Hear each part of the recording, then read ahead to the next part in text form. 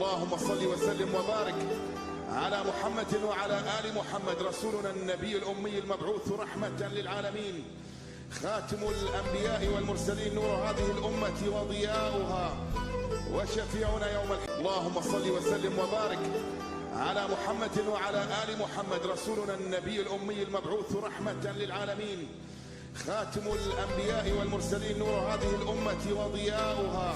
كما شفتوا حباباتي كنت نوري لكم في الاحتفاليه تاع المولد النبوي الشريف اللي درتها العام اللي فات. هنايا بغيت نوري لكم غير حاجه خفيفه، فكره ديروها على بال المولد النبوي الشريف، يعني في السهره ولا هذه جينواز خفيفه بزوج حبات بيض، تحتاجي فيها حبه بيض كبيره ولا زوج حبات بيض صغار، ديري نص كاس سكر ومن بعد نص كاس زيت وكاس حليب وزوج كيسان فرينه وزوج خماره.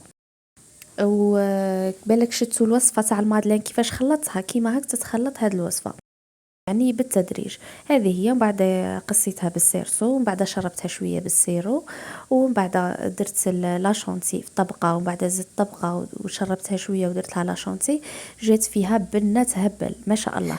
بغيت نقول لكم باللي البلا اللي غادي تعتمدوه تاع 35 على 44 هذه هي، وان شاء الله تعجبكم الوصفه وتسيوها وتخلوا لي رايكم. سلام.